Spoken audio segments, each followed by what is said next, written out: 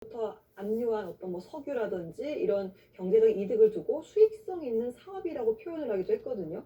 글쎄요, 뭐 플로리다는 일단 공화당의 지지세가 강하니까 좀 박수도 나오고 청중들이 환호를 했다고 하는데 미국 국내에서는 이 같은 말에 대해서 어떻게 평가를 할까요?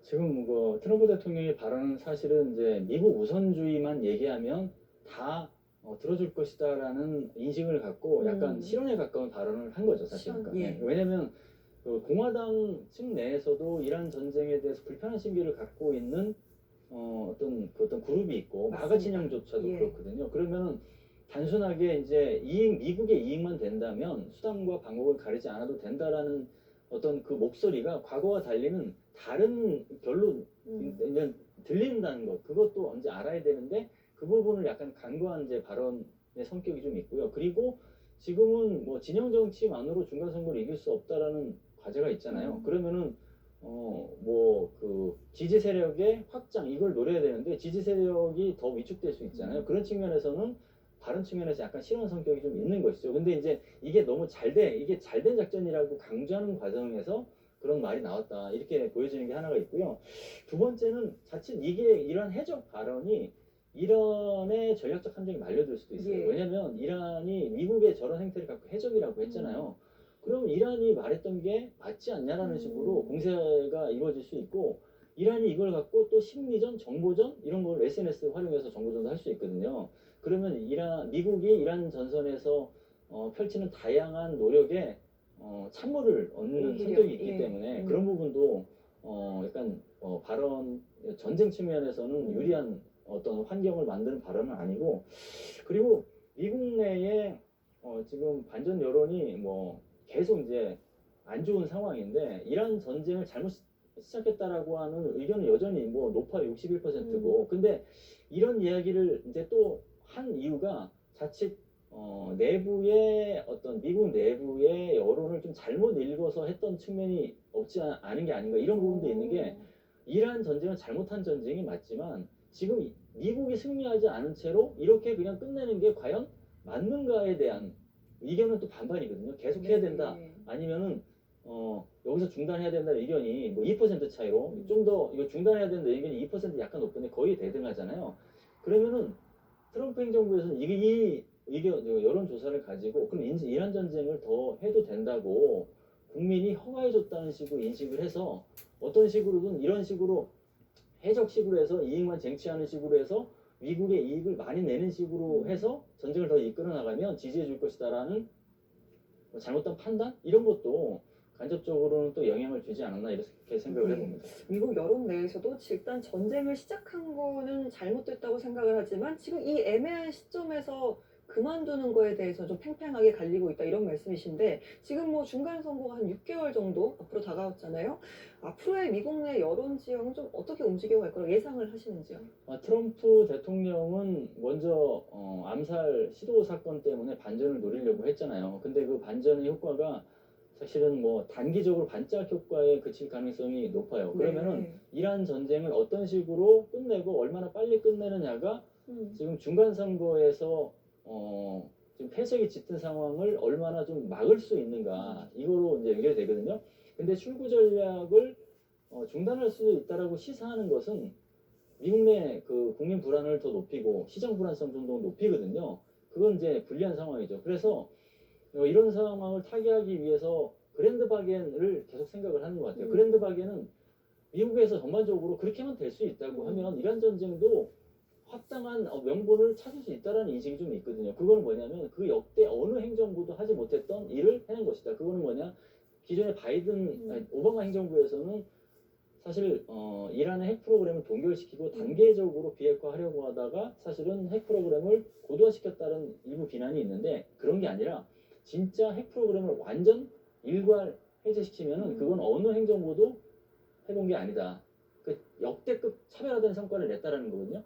그 그랜드 바겐 하나만을 믿고 좀 하는 것 같아요. 그래서 약간 길어지더라도 하겠다라는 것 같아요. 그 카드 하나를 쓰는 것 같습니다. 그랜드 바겐 성공이라는 성적표를 과연 가져올 수 있을지, 지금 또 여기에 미군 주독 미군의 철수 관련을 해서 독일 국방장관이 예상된 것이었고 유럽이 좀 더 안보에 대해서 큰 책임을 져야 한다 강조를 했는데요. 그런데 이번에 이런 트럼프 대통령의 조치가 앞으로의 러시아의 나토 동진 움직임에 잘못된 신호를 줄 수 있다 이런 해석이 있더라고요. 이건 좀 어떤 내용일까요? 그러니까 이제 그 주동 미군을 철수한다는 것은 이게 독일은 유럽 사령부와 그다음에 미국의 이제 태평양 아니 아프리카 사령부에 위치한 굉장히 중요한 전략적 위치예요. 네. 그리고 공군 기지도 유럽에 주둔하고 있는 미군의 이제 거점으로 활용되는 기지이기 때문에 위상이 되게 높은데 거기에서 5천 명을 감축한다는 것은 굉장히 그 동맹 전선에서 부정적인 신호를 이제 전 세계적으로 낼 수 있는 것이거든요. 그러니까 이제 얘기 나오는 게 미국을 빼고 유럽끼리 안보적 자율성을 가져야 된다. 거기는 유럽군, 쉽게 말하면 유럽의 나토화까지 얘기를 하잖아요. 그럼 미국을 뺀 상태에서 거기에서 우크라이나까지도 포함시킨다는 얘기까지 돼 있어요. 그러면은 러시아가 우크라이나를 이제 침공한 배경 중에 가장 중요한 것으로 나토의 동진을 얘기했거든요. 예. 근데 우크라이나를 포함시키면 유럽이 결국은 러시아로 동진하는 걸로 이제 이직을 해서 러시아가 생각하고 있는 지정학 전략을 더 공세를 높일 것이다. 그러면은 우크라이나만의 문제가 아니라 동유럽, 나중에 서유럽까지 러시아의 공세 범위에 포함될 수 있다. 그러니까 엄청난 부작용이 있을 수 있는 그런 얘기들이 지금 논의되는 것 자체에 대한 경계, 우려 이런 것을 표명한 것이라고 봅니다. 알겠습니다. 여기에 또 트럼프 대통령이 EU산 자동차에 대한 관세를 10%포인트 올리겠다라는 발표인데요. 이게 지금 중동 전쟁이 좀 미온적인 태도를 보였던 어떤 유럽 국가들에 대한 좀 본인의 어떤 개인적인 감정, 보복 조치에 나선 것이다 이렇게 좀 평가를 하고 있는데, 사실 그렇다 보면 우리나라에도 불만을 표시를 한 적이 있기 때문에 이게 우리나라의 어떤 무역에도 불똥이 튀지 않을까 이런 걱정도 되고 있는 상황입니다. 트럼프 대통령은 이제 특징이 정상 간 수사적 어떤 충돌이 있으면 그것을 정책적으로 보복을 하는 게 그렇죠. 분명히 있죠. 예. 그래서 그게 보복을 하는 데 있어서 안보 문제하고 경제 문제를 다 연결시켜요. 그러니까 독일은 자동차를 많이 수출하는 나라잖아요. BMW하고 폭스바겐 뭐 이런 것들, 벤츠 이런 것들인데 승용차하고 차량, 트럭 뭐 제한하는 독일이 당연히 타격을 받겠죠. 근데 이제 5천 명 감축까지 얘기하니까 안보하고 경제를 다 옥죄는 거예요, 사실은. 그런 게 있는데 우리나라 같은 경우는 공통점도 있지만 차이점이 있습니다. 공통점은 호르무즈 해협 개방 작전에 미온적이었다고 해서 트럼프 대통령이 직접 거명했던 국가 중에 한 명이 있는 건 사실이지만 한 네 가지가 차이가 있어요. 첫 번째는 이란 전쟁에서 나토하고 한국의 입장 혹은 어떤 메시지 이런 차이가 뭐냐면 한국은 호르무즈 해협의 개방에 뭐 직접 참여하지 않는 그런 거 하나지만 나토는 뭐 기지 제공을 못하겠다, 영공 통과를 못하겠다, 심지어는 정상이 직접 미국을 비판하고 나섰다 이런 것까지잖아요. 그러니까 결국은 거기에 응징의 보복이 수위가 다를 수밖에 없는 게 하나가 있고, 두 번째는 한미 동맹의 어떤 그 지금 방향, 트럼프 행정부 들어서 한미 동맹이 현대화, 동맹 현대화라는 개념으로 해서 공식 설계를 잘했고, 그리고 거기에 따라서 한국이 모범 동맹국으로서 규정이 됐어요. 근데 호르무즈 해협 개방 어떤 참여에 약간 미온적임에도 불구하고 최근에도 헤르세스 전쟁부 장관이 그 모범 동맹국 지위를 인정을 계속했거든요. 그게 이제 차이점이 있는 것이고, 세 번째는 어떻게 보면 더 중요한데 미국의 대전략 혹은 안보 전략 차원에서 유럽은 남의 동네라고 생각을 하는데 한국이 속한 인도태평양은 그래도 챙겨야 될 동네라고 생각을 해요. 네. 그러면 주한미군이 중요하고 그 주한미군을 함부로 이게 주한미군 자체가 상호 이익이 된다는 개념이 될 수 있는 것이죠.